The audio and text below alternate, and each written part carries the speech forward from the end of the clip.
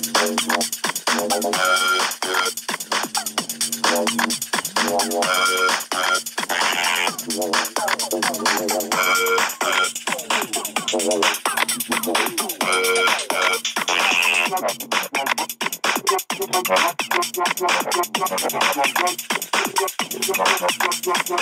everybody, Mary Brown here, aka Pterodactyl. Welcome to the Pterodactyl's Nest channel.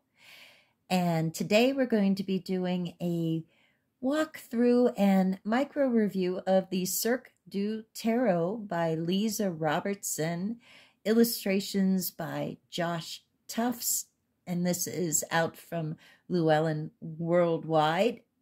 And let's take a look at it.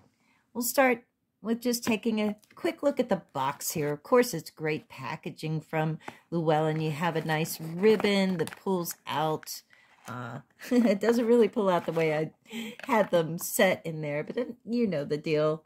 Nice pull-out ribbon to help you get your cards out of the box, but clearly it's not that difficult to get the cards out of the box. There's an insert to keep them in place so they don't, you know, kind of move around so much, but the nice thing about it is it's not glued in place, so you can easily just go ahead and take it out if you want to, leave it in if you want to. I like to take them out so that I can put crystals and things in there with my cards.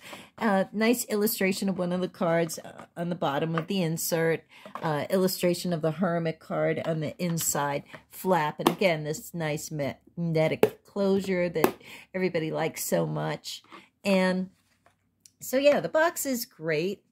And just reading on the back here, what does it say? A tarot extravaganza that dazzles and delights. Roll up, roll up. Come see the greatest tarot circus on earth. This Rider-Waite-Smith deck showcases the excitement and illusion of the big top, along with all the behind-the-scenes intrigue. The richly illustrated suit cards are cleverly comprised of clockwork machines. That's going to be your Pentacles suit or your Earth suit. Balancing blades, which of course is the swords or the air suit. Water acrobatics, the cups, the water suit. And blazing fire dancers, which will be the wands, the fire suit. Making this deck the perfect choice for tarot readers who are drawn to the magic and mystery of the ringmaster's mystical domain. So there you go. That gives you an idea of what we're getting into. We're going off to the circus. And, you know, the book is wonderful. The book is actually quite fabulous, to tell you the truth. It's so fabulous that I actually read it from cover to cover, which is not something I usually do with guidebooks that come with Rider-Waite-Smith based decks. I guess what it is like I don't expect it to be anything different from, you know, everything I've read like thousands of times. It feels like, right, in tarot books and decks and stuff. But this is really different. And you know, I have a new respect for Leeza Robertson, whose work, you know, it wasn't all that. I wasn't unfamiliar, but I wasn't super familiar either. I have her Animal Totem Tarot deck, which I love. You know, that's a beautiful animal themed deck. But I have a new respect for her as a storyteller, because it's really what she does with this book. It's not like she just gives you a laundry list of keywords like your average little white book that you might get. No, she weaves a story with the imagery in each card and with, you know, meanings that we're familiar with, but she just, you know, deftly does it in a unique way.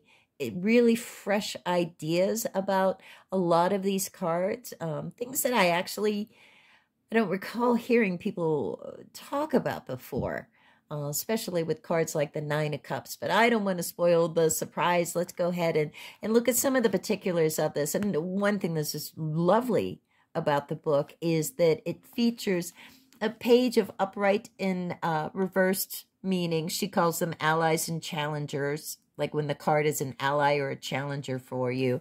And each card is full page, color, glossy illustration. It's like a picture book.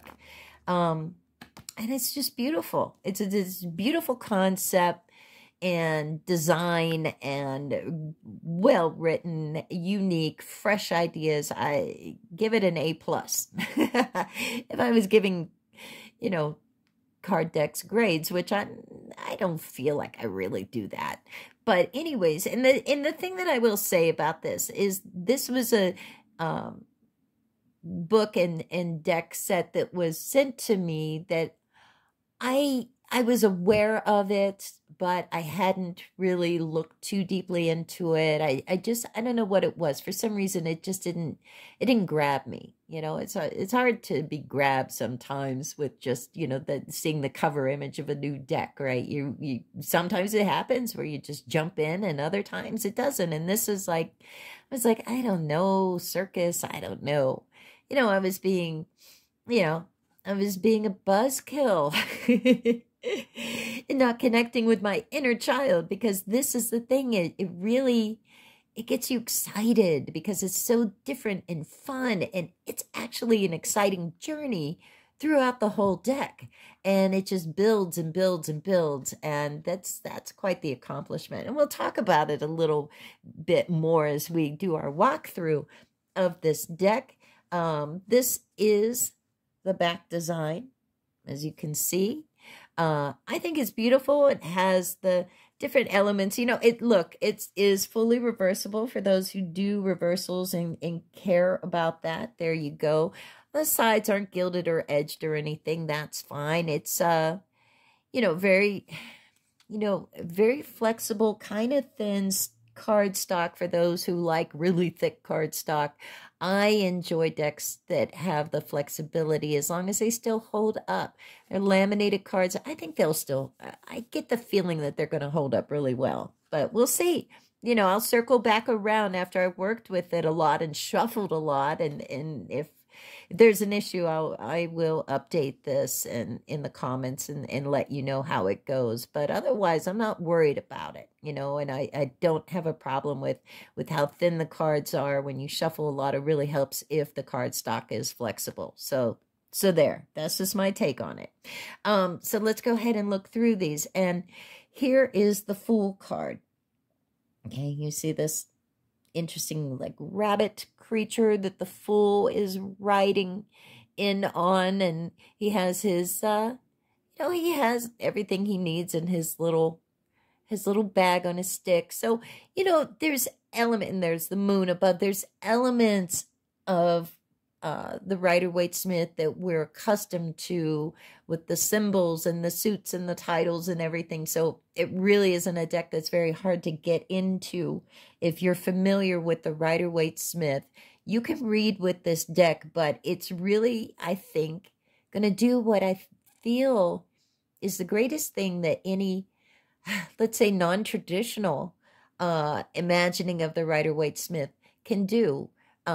And that is, I think this is a deck that truly can add to our vocabulary, our tarot vocabulary.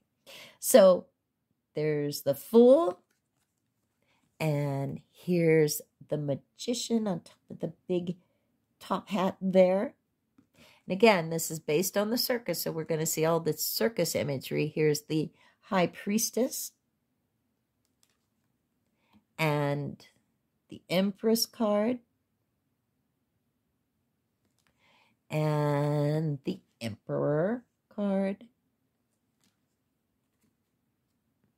the Hierophant.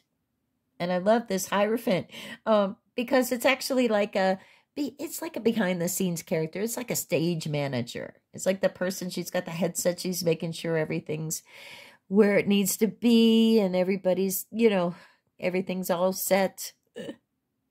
Technical director, you could say.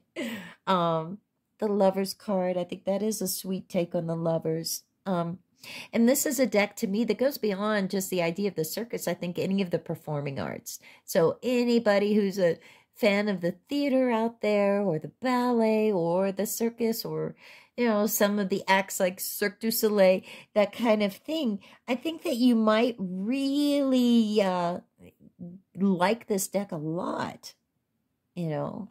But that idea of like, you know, two stage performers that maybe fall in love during the course of doing a show, and they're having that sort of quiet moment to, it's romantic with the lighting and everything. I like it.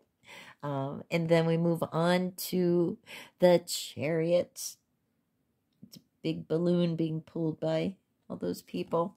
What if they let go of those strings? I hope not. And then the Strength card. So this is a definitely, you know, you get the idea of strength. It takes a lot of strength to perform and act like that, but it is a really different take on it. And I love these illustrations by Josh Tufts, who I really wasn't that familiar with. And here we have the Hermit with the lamp, which is a classic Rider-Waite-Smith, even tarot symbol that we're used to seeing. So it's not too far removed that you can't easily pick this deck up and start working with it. The Wheel of Fortune, the Justice card, a different kind of balancing there with the Justice card, but you still have the scales. And the Hanged Man, the Death card,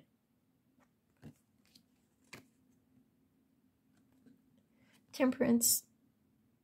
Just want to make sure I did keep these in order. I keep going back to this deck and looking at it and playing with it and having to put it back in order. The Devil card, I really love this take on the Devil. And the Tower card, followed of course by the Star card. It's a beautiful, beautiful Star card.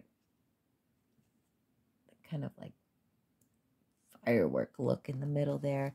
And the Moon, which is the image we see on the box cover. The Sun, continuing with our celestials there. And of course the World, followed by Judgment. And I love like the costumes of the characters in this deck as well. So that's the majors. And now here's where it gets a little bit different. And I do think this is a really great innovation that she does.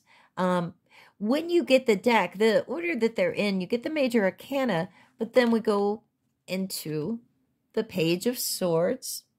And from there, we go into the Page of Wands. And so, like, the core cards are together, like all the pages together, the Page of Cups and the Page of Pentacles.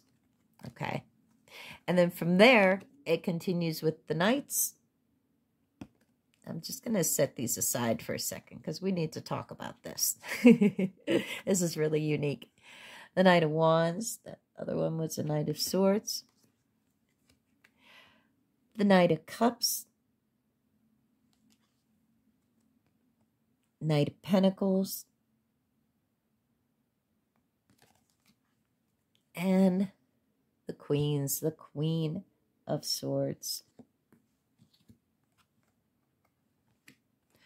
and the Queen of Wands, and the Queen of Cups, and Queen of Pentacles, and of course the Kings. The King of Swords, the King of Wands, the King of Cups, and the King of Pentacles.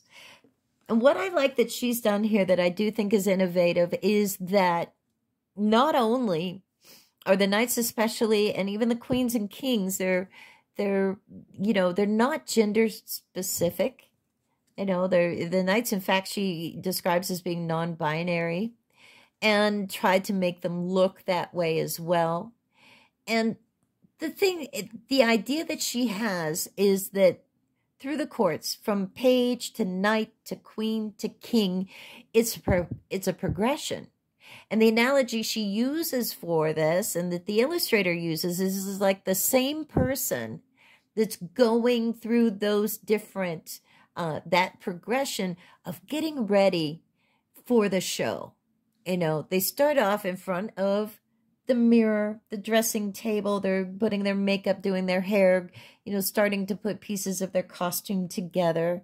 Okay, and so this is the Page of Swords. And then when we go to the Knight of Swords, okay, now we see them putting the more parts of their costume on. But the idea is that it's kind of the same person. And then we get to, since we're looking at the swords as a look at it, you know, so it's like that same person that was sitting in front of the dressing table is now putting more of their costume on. They're kind of getting in the zone there, getting ready, thinking of what they're going to do. And now the queen, even more ready, you know, with the unique qualities of each of those courts, of the pages, of the knights, of the queens, of the kings. And then finally, that person is, you know, in command with the king. So, you know, probably the easiest way, because they're close up kind of illustrations to see what I'm talking about here, is if you look at these cards, you can kind of see how it is the same person, but they're just at different stages of getting ready for the show.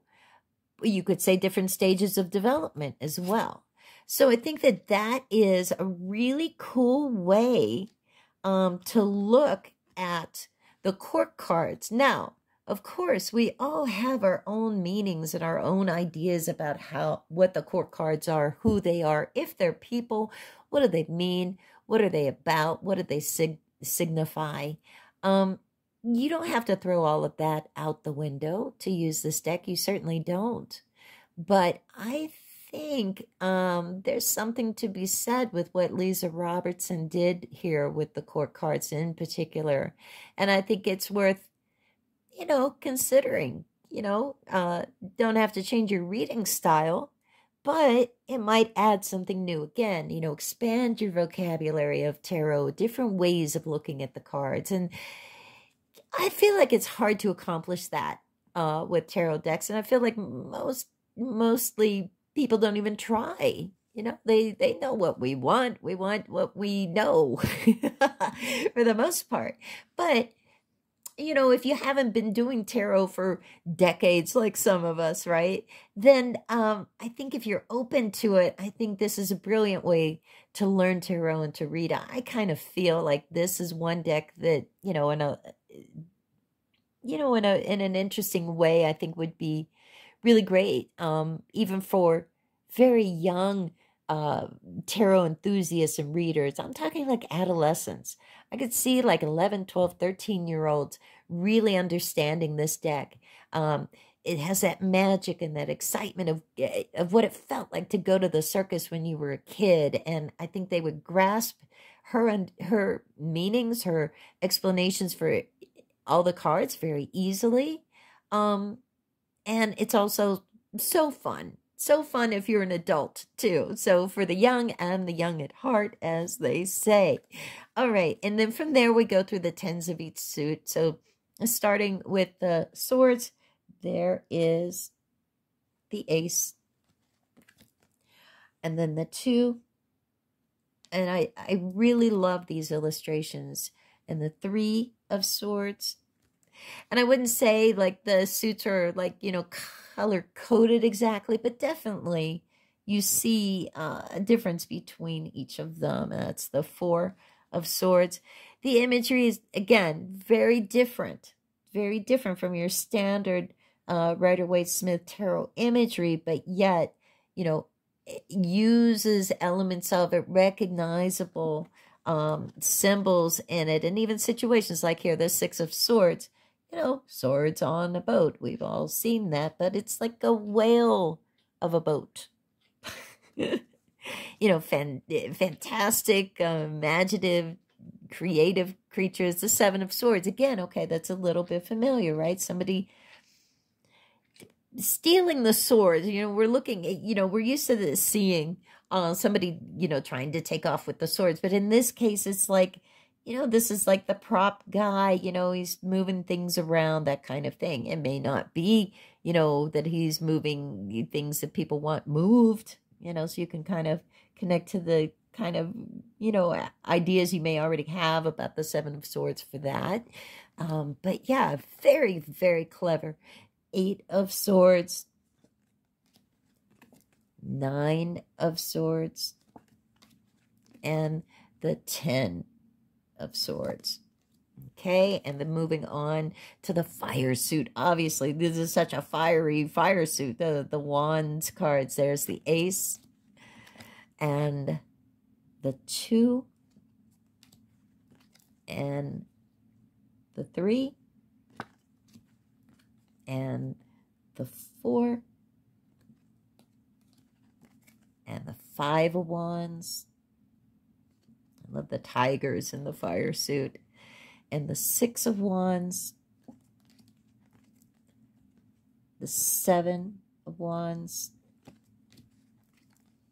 the 8 of Wands. That's that same image that we saw in the insert in the box. And finally, the 9 of Wands. So now we start seeing more smoke than fire. The wand suit is coming to a close here. And finally, the last one, the 10 of Wands. And there's not just a progression like that in the imagery, like this is the Act of Wands. This is the Act of Swords.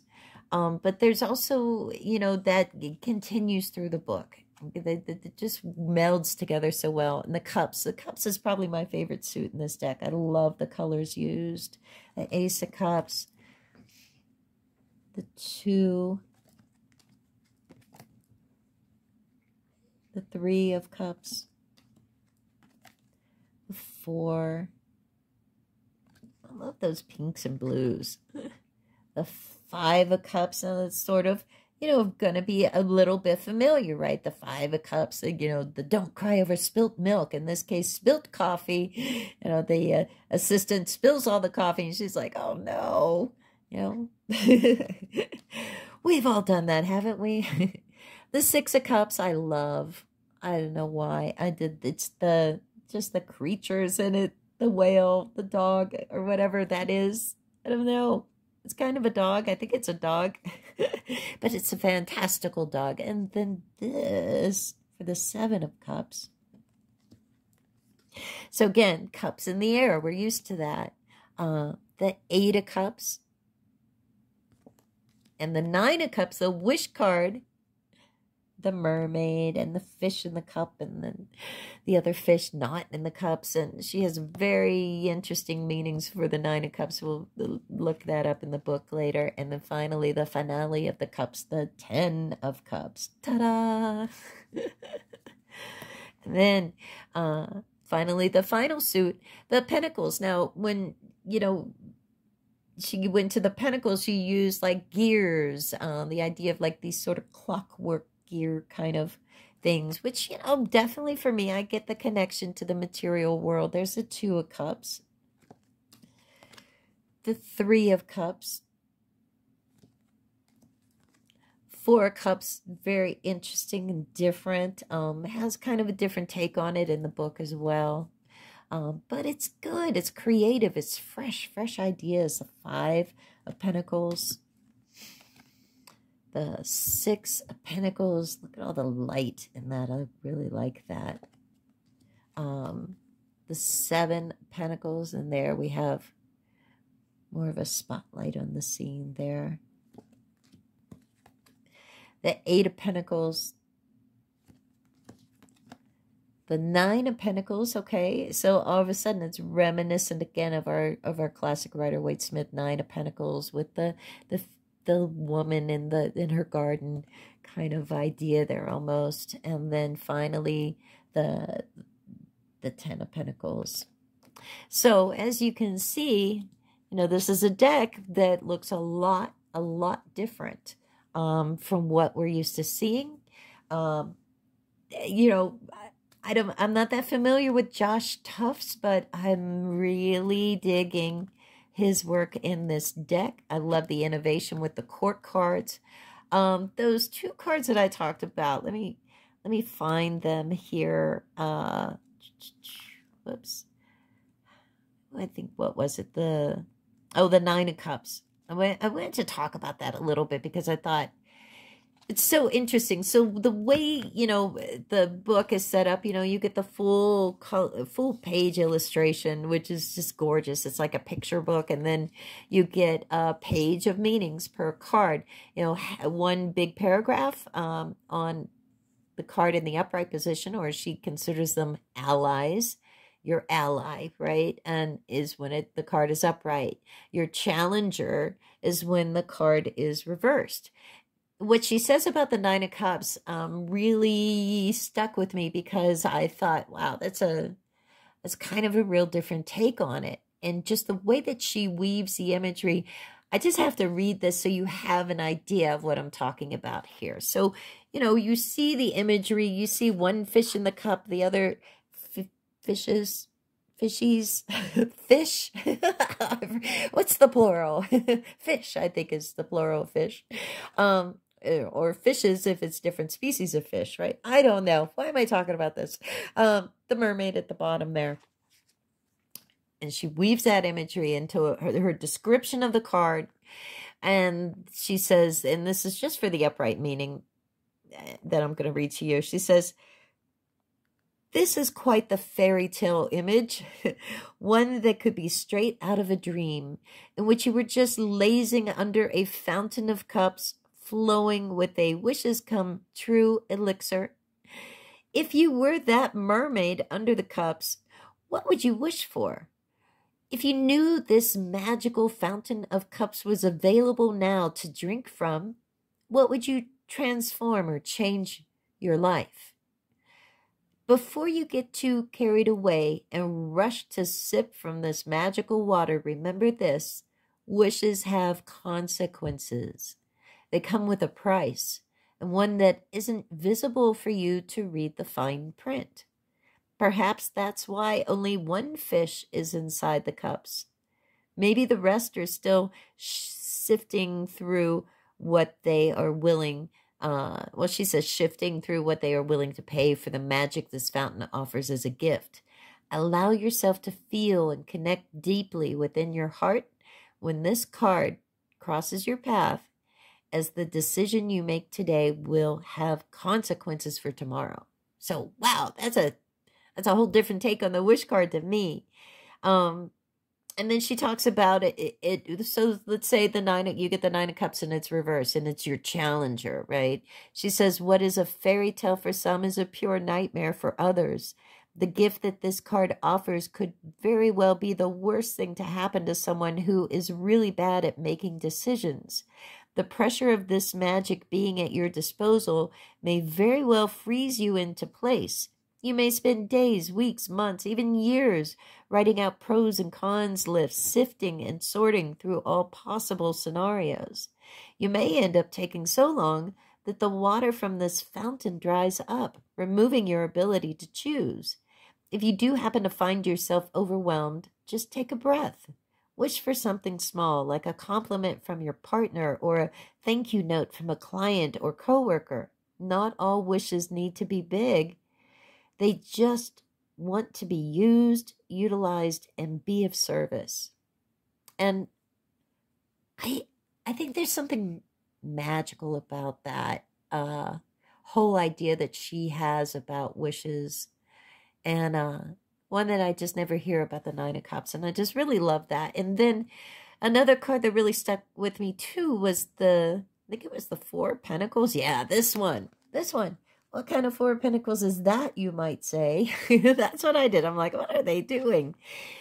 But her description, again, is really interesting. And she says, as an ally, when one bows to the machine, are they offering themselves as faithful servants, or are they merely showing devotion to the world in which they are a part of? This machine glows with a golden pentacle deep inside its mouth, yet it is hard to tell if it is asking for more or merely there as a symbol of the potential of the material world.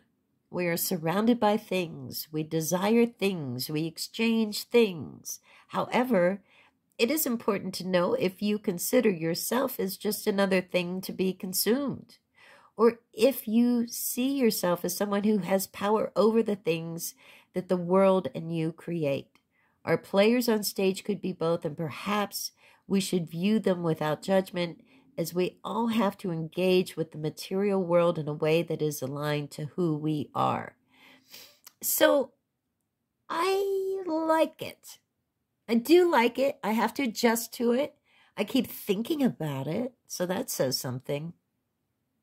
For the Four of Pentacles, often, you know, we think of the concepts of like, you know, being miserly or holding on too tightly. And so, you know, I think that fits with that idea. I think, again, I so much prefer this and her creativity and storytelling. My goodness, Leeza Robertson, you are a storyteller, girl. I think that it's so much better than just the same old laundry list of keywords, you know, that we're used to getting. So I'm down with it. And I find myself enchanted by this book and this deck. I find myself going back to it again and again and again and wanting to play and feeling like I'm going to the circus and fascinated by the characters and the magical looking creatures in this and the illustrations. And at the end, she does have her own unique spreads that keep with the theme of the circus, you know, encore the spreads. She has a Seeking the Spotlight spread, Stage Fright spread, and which is the 3 card. The Seeking the Spotlight is a 4 card. Being part of a troupe. I thought this was interesting. And it's a 4 card spread. You know, and the idea that she says here is there are times in life when we need to rely on others. We need them to show up and play their parts, just as they need us to show up and play ours. Being on stage with a large group of people is a commitment. It is also something that needs to be done with honor, respect, and compassion. That is why it is good to know what the expectations are of all involved. This spread will assist you in clearing up what role you play, what role others play, and what expectations you all have of one another. And so the first card in the spread is at the top. You, what role do you play? The second card over here, others, what role do they play? Card number 3. Oh, I'm sorry. Card number 2 is down there, opposite 1 and 2.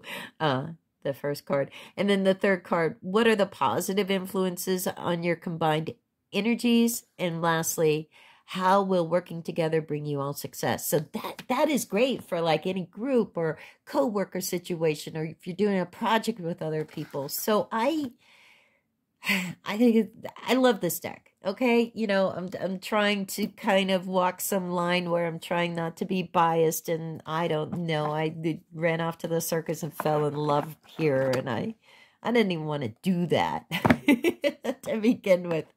So, anyways, that's it. That's the Cirque du Tarot, again, by Leeza Robertson and illustrated by Josh Tufts, with, you know, out from Llewellyn worldwide. It is just fabulous, exciting. Check it out. I hope you enjoyed this video. Thanks for watching. Take care, everybody. Bye-bye.